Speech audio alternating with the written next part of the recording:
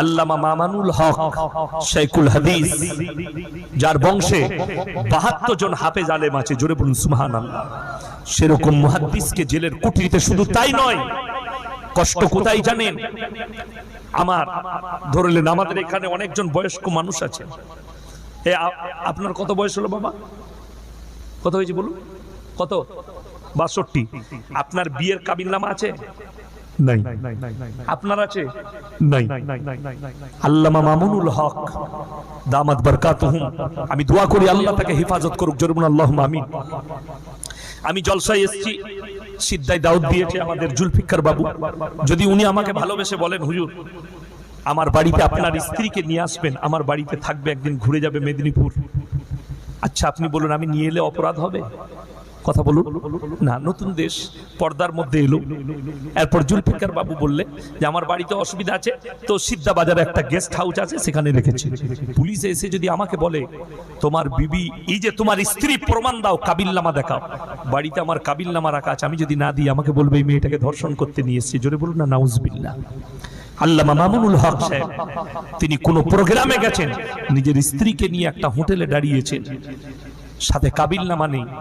এসে প্রশাসনের লোক বলছে কাবিলনামা না থাকার কারণে আপনার উপরে ব্যভিচারের, ধর্ষণের কেস দেয়া হলো। জোরে বলুন নাউজুবিল্লাহ। এই বাংলাদেশের ধ্বংস খুব তাড়াতাড়ি আছে, আমি জানি, আমি ভবিষ্যৎবাণী করছি। ওই দেশটা দেশ থাকবে না, আল্লাহ ধ্বংসই পতিত করবেন। যে দেশে আলেমরা জেলের কুঠরিতে থাকে আর ধর্ষণকারীরা রাস্তায় বুক ফুলিয়ে ঘুরে, সেখানে কখনো আল্লাহর গজব ছাড়া কিছুই নাজিল হতে পারে না। সেখানে সাকিব খান বলে একটা ফিল্মের আর্টিস্ট আছে, সে বলছে তার সঙ্গে যেই ফিল্ম করে তাকে একটা করে ছেলে গিফট দেয়। জোরে বলুন নাউজুবিল্লাহ। বিয়ে নয়, ছেলে গিফট দেয়। যেই তার সঙ্গে ফিল্ম করে একটা করে নায়িকা, বলে তাকে একটা করে ছেলে গিফট দিই, তার ছেলে হয়ে যায়, তার বাপের পরিচয়ের দরকার নাই। তারা জেলের কুঠরিতে যায় না, ধর্ষণ করে, ব্যভিচার করে, অথচ একটা বড় আলিমে দ্বীন মুহাদ্দিসকে তাকে ধর্ষণের কেস দেয়া। আল্লামা দেলোয়ার হোসেন সাঈদীকে শুধু মার্ডার কেসের আসামি নয়, কয়েকটা মেয়েকে ধর্ষণের আসামি এবং মেয়ে দিয়ে প্রমাণ পর্যন্ত করিয়েছে। ভাবতে পারেন আমাদের মতো মৌলবীকে পেলেও এরা ধর্ষণ কেসের আসামি করে দিবে। একটা কথা মাথায় রাখবেন, আমার মতো মৌলবী হক কথা বলার কারণে শুনতে পাবেন কোনদিন ভারতের জেলের কুঠরিতে ইয়াসিনকে ভরেছে। যদি অপবাদ দেয়, এতটুকু বিশ্বাস রাখবেন এই মৌলবী শওকতের বেটা কারি ইয়াসিনের উপরে, যে ইনশাআল্লাহ হকের উপরে আছি আর মৃত্যুকাল পর্যন্ত হকের উপরে টিকে থাকবো। দোয়া করবেন যেন বেঈমানের সামনে মাথা নত না করতে হয়। জোরে বলুন আল্লাহুম্মা আমিন। জীবনে করিনি আর মৃত্যুকাল পর্যন্ত বেঈমান আর নেমখারামের সামনে মাথা নত করবো না ইনশাআল্লাহ। আমার ভাই, বড় কষ্ট লাগে ওই বাংলাদেশের মাটিতে হাসিনা নিজে সাফাই দিচ্ছে। আমার কাছে দলিল আছে, বলছে অনেক মৌলবীরা, তারা বলছে আমার ছেলে নাকি ইহুদিকে বিয়ে করেছে, আমার ছেলে নাকি বেঈমানের মেয়েকে বিয়ে করেছে। আমার মেয়ে যাকে বিয়ে করেছে সে তো খ্রিস্টানদের মেয়ে, আর খ্রিস্টানরা আহলে কিতাব। এটা যারা জানেন, শিক্ষিত লোকদিকে বলে যাচ্ছি, যারা মনে মনে ভাবেন যে হাসিনা যখন বলেছে খ্রিস্টানরা আহলে কিতাব, তাহলে তারা আহলে কিতাব। আমি বাংলাদেশের যুবকদিকে বলছি, শোনো, এই বেঈমানের খপ্পরে পড়ো না। খ্রিস্টান দিকে যারা আহলে কিতাব ভাববে তাদের ঈমান নষ্ট হয়ে যাবে।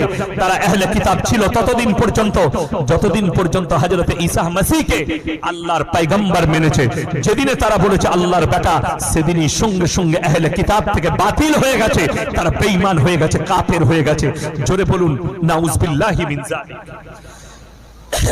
বাংলাদেশের কোয়ালিটি বলে দিই, আমাদের বাংলাদেশের প্রধানমন্ত্রীর নাম কি জানো? হাসিনা। আমার নামে অ্যারেস্ট ওয়ারেন্ট জারি হয়ে আছে। আমাকে একজন বলেছে ফোন করে, হুজুর আপনি দাওয়াত নেবেন না বাংলাদেশে, পা রাখলেই অ্যারেস্ট ওয়ারেন্ট জারি। এমন কি বলা আছে? একজন আমাকে লিখেছে, হুজুর আমি আপনার একটা জলসা, ভারতের কোন মিডিয়ার জলসা নিয়ে আমি বাংলাদেশে আমার মোবাইল থেকে ছেড়েছি, 3 ঘন্টার ভেতরে আমার বাড়িতে পুলিশ চলে এসেছে আমাকে অ্যারেস্ট করতে। আমি ক্ষমা চেয়ে ডিলিট করেছি, তবে ছেড়েছে। কেন? হক কথা বললে হাসিনা সেই মৌলবীকে জেলের কুঠরিতে ভরে রাখে। বাংলাদেশের জেলে হাজার হাজার উলামা জেলের কুঠরিতে বন্ধ আছে, ভালো ভালো আলেম। আল্লামা দেলোয়ার হোসেন সাঈদী জেলের কুঠরিতে বন্ধ আছে। শুধু তাই নয়, কারুর বিবি যদি ক্যান্সারে আক্রান্ত হয়ে বিছানায় থাকে, আর যদি বিবিকে বলে আমি কালকে আর একটা বিয়ে করছি, সেই বিবিও বলবে যে আমি থাকতে বিয়ে করো না, আমি মরে গেলে বিয়েটা করবে। ঠিক বললাম না? সেটা শুধু আপনার বিবি নয়, মৌলবীর বিবি হোক, যারই বিবি হোক, পীরের বিবি হোক, কেউ অনুমতি দিবে না দ্বিতীয় বিবাহ করার। শরীয়তে চলুন, বাধাটা নারীর কাছে নেই, বিবির কাছে নেই। বিনা অনুমতিতে আপনি বিবাহ করতে পারবেন, স্ত্রীর কাছে এজেন্ট লাগবে না। যে জায়গাটাই বাধা শরীয়তে আছে, আল্লাহ বললেন তোমাদের দিলে হৃদয়ে যদি মনে হয় দুটো বিবিকে আমি সমান চোখে দেখতে পারবো না, তখন তোমাদের জন্য একটাই বিবি যথেষ্ট। জোরে বলুন সুবহানাল্লাহ।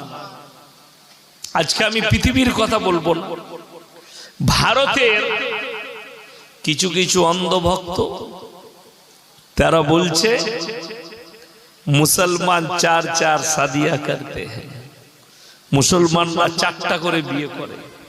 আশা করি ভারতে যদি 40 কোটি মুসলমান থাকে, এদের মধ্যে 39 কোটি, যদি 20 কোটি বিবাহিত হয়, এই 20 কোটি বিবাহিতর মধ্যে আমার মনে হয়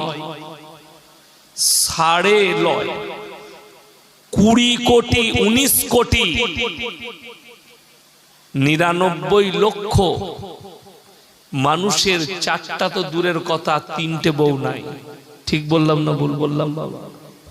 এখানে আমরা এতগুলো মানুষ বসেছেন, আশা করি কারো 4টা বউ নাই। আছে কি? নাই। শুধু এই থানাটাই খুঁজলেও পাওয়া যাবে না কারো 4টা বউ আছে। ইসলামী শরীয়তে জায়েজ করা হয়েছে। কেন? আল্লাহ রাব্বুল আলামিন কোরআনকে পাঠিয়েছেন। আল্লাহর কসম, গোটা পৃথিবীর বায়োডেটা কোরআনে ভরে দিয়েছে। দুনিয়া শুরু থেকে মানুষ কিয়ামতের সকাল পর্যন্ত কতগুলো পাপ ইসলামের সামনে এসে দাঁড়াবে, এটা অনুভব করতে পারবেন না। বর্তমানে আমরা উলামারা অনুভব করছি কতগুলো পাপ আমাদের সামনে এসে দাঁড়িয়েছে। কত দিক থেকে ইসলামকে ঘেরা হচ্ছে, কি দিয়ে? পাপ দিয়ে ঘেরা হচ্ছে, যেটা থেকে বেরুবার, উদ্ধার হবার ক্ষমতা মুসলমানদের নেই। আপনি নেকির কাজ মনে করে করছেন, অথচ সেইখানে পাপ ঢুকে যাচ্ছে। এমন পাপ ঢুকছে যে পাপের দ্বারা জাহান্নামের রাস্তা অতিক্রম করতে হবে, অথচ মুসলমান নেকির কাজ মনে করে করছে, ভালো কাজ করে মনে করে করছে, খুশির কাজ মনে করে করছে। যদি বলেন প্রুফ দেন, কিছুদিন আগে ঈদুল ফিত্র পেরিয়ে গেল, তাই না?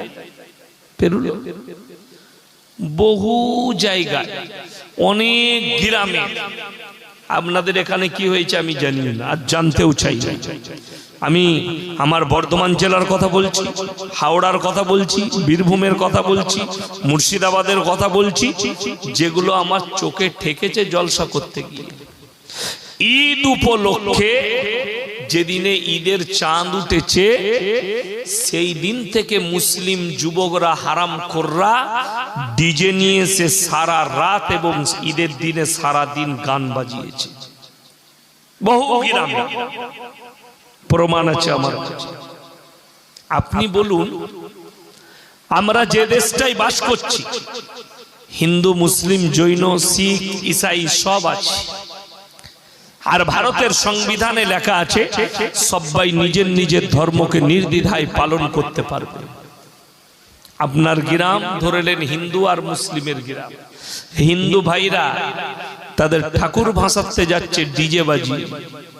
আপনি থানায় অভিযোগ করলেন আমার মসজিদের সামনে ডিজে বাজিয়েছে, মসজিদের সামনে দিয়ে গান বাজিয়ে মসজিদে নামাজ হচ্ছিল, তারা ঠাকুর ভাসাতে গেছে। 1 মিনিটের লেগে আপনার কথাটা মেনে নিলাম, এটা অপরাধ। কিন্তু পরক্ষণে আপনি চলুন, মুসলমান এত বড় নেমো খারাম, এমন নেমো খারাম যারা বলছে গান বাজালে আমার নামাজের ক্ষতি হচ্ছে, আমার ইমানের ক্ষতি হচ্ছে। এই মুসলমানরা বেটার বিয়েতে 3 দিন 4 দিন ধরে গান বাজাচ্ছে। ঠিক বললাম না ভুল বললাম বাবা? রাগ করবেন না। এই মুসলমানরাই বিটির বিয়েতে ডিজে বাজাচ্ছে, বেটার বিয়েতে ড্যান্স করছে মিছিল বার করে। আমার মোবাইলে প্রুফ আছে। হাওড়া জেলায় 12ই রবিউল আউয়ালের নাম করে, জুলুসের নাম করে ডিজে বাজিয়ে ড্যান্স করেছে মুসলিম